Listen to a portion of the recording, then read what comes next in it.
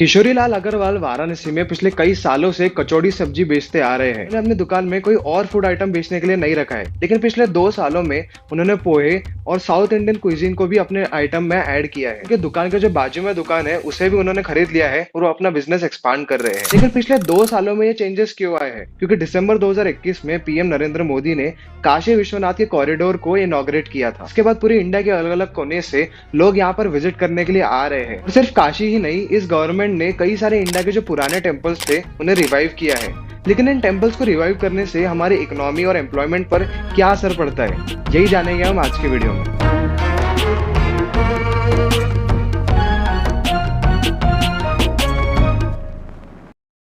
Ancient India में जो मंदिर थे वो सिर्फ भगवान को पूजने के लिए नहीं थे, बल्कि उनका कल्चरल, एजुकेशनल और सोशल वेलफेयर पर बहुत ज्यादा इम्पैक्ट रहता था। और इसी रीजन से कोई भी जो मंदिर होता था वो एक सोसाइटी के लिए बहुत ज्यादा इंपॉर्टेंट होता था।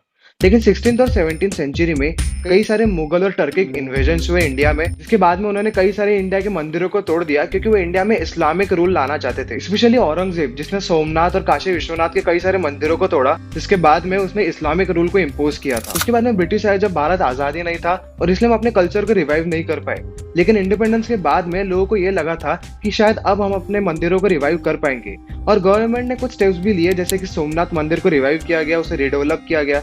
लेकिन इतने ज्यादा एफर्ट्स लिए नहीं गए थे बाकी मंदिरों को लेकर। लेकिन अभी जो गवर्नमेंट आई है उसने इंडिया के मंदिरों को रिवाइव ही नहीं किया है, बल्कि अपग्रेड भी किया है। जैसे केदारनाथ धाम, जो 2013 में बाढ़ के बाद में उसे काफी ज्यादा नुकसान हुआ था, उसे 2017 में गवर्नमेंट ने रीडेवलपमेंट का प्लान शुरू किया था। 2016 में इंडिया के 4 धामों को रोड और रेलवे लाइन से कनेक्ट करने के लिए 12,000 करोड़ की फंडिंग के साथ में इन्हें कनेक्ट करने का काम शुरू किया गया। फिर 2019 में जब कश्मीर से आर्टिकल 370 लिफ्ट हुआ था, तब गवर्नमेंट ने वहां के पुराने श्री रघुनाथ मंदिर का रिडेवलपमेंट शुरू किया। उसके बाद में 2021 में काशी विश्वनाथ मंदिर की तो आपने बात की थी, जिसके लिए फंडिंग 339 करोड़ रुपीस की लगी थी। उसके बाद सोमनाथ का एग्जीबिशन सेंटर 47 करोड़ में, महाकालेश्वर कॉरिडोर उज्जैन में 350 करोड़ में, पावागढ़ कालिका माता मंदिर गुजरात 121 करोड़ में। उसके बाद में अयोध्या का श्री राम मंदिर, जिसमें 1800 करोड़ अयोध्या के मंदिर को बनने में लगने वाले हैं। और मैंने आपको ये जो सारे नाम बताए ये काफी पॉपुलर प्रोजेक्ट्स है। इसके अलावा कई सारे और भी प्रोजेक्ट्स काम पर चल रहे हैं। गवर्नमेंट जो इतने सारे मंदिरों को रिवाइव कर रही है, इसका सिर्फ कल्चर पर ही नहीं बल्कि इकोनॉमी पर भी बहुत ज्यादा इफेक्ट पड़ता है, जो है टूरिज्म के कारण। रिलीजियस टूरिज्म को समझने के लिए हम लोग सऊदी अरेबिया का एग्जांपल लेते हैं। सऊदी अरेबिया दुनिया की सबसे अमीर कंट्रीज में से एक है, जिसका कारण है crude oil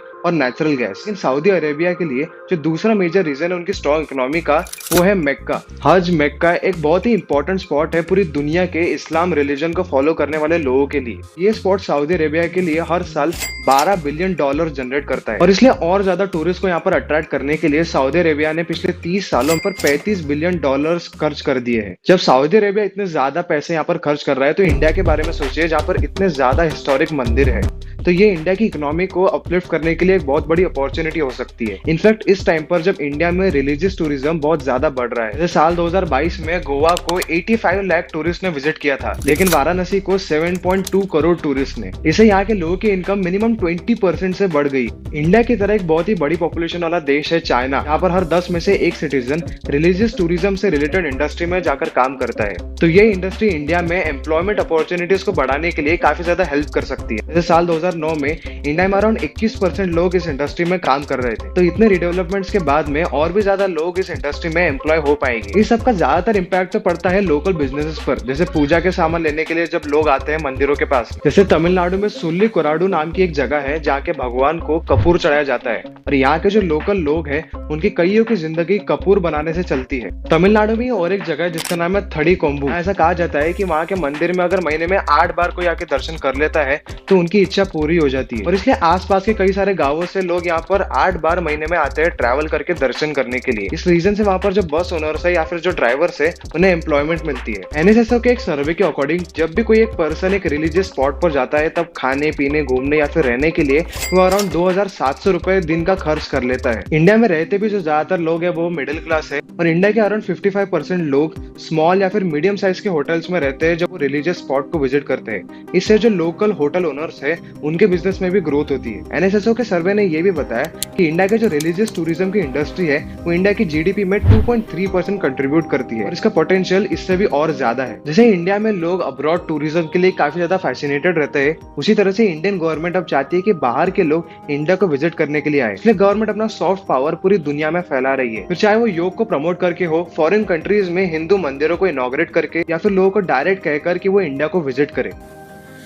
5 non Indian friends को हिंदुस्तान देखने के लिए भेजने का काम कर सकते हैं। इन सभी चीजों का यूज इंडियन गवर्नमेंट इंडिया में फॉरेन टूरिज्म बढ़ाने के लिए कर रही है। पर टूरिज्म बढ़ाने के लिए डेवलपमेंट्स करने के साथ साथ हमें ये भी ध्यान रखना होगा कि ये जरूरत से ज्यादा ना हो जाए। जैसे 2013 में केदारनाथ में जो बाढ़ आई थी, उसका एक रीजन अनप्लान्ड कंस्ट्रक्शन और जरूरत से ज्यादा भक्तों का आना था। इन धार्मिक जगहों के कारण टूरिज्म और बिजनेस तो बढ़ता है, लेकिन कभी भी बिजनेस ने आस्था को ओवरटेक नहीं करना चाहिए, और अगर डेवलपमेंट्स लिमिट में हो तो बेटर रहेगा। आपने सोचा होगा कि मैंने इस पूरे वीडियो में अयोध्या के श्री राम मंदिर के बारे में ज्यादा बात नहीं की है, तो इसके ऊपर हम फुल्ली डेडिकेटेड एक वीडियो बना रहे हैं। इसे अगर आप देखना चाहते हो तो आप हमारे चैनल को सब्सक्राइब कर लीजिए, और अगर आपको ये वीडियो पसंद आया तो इसे अपने फ्रेंड्स के साथ जरूर शेयर कीजिए।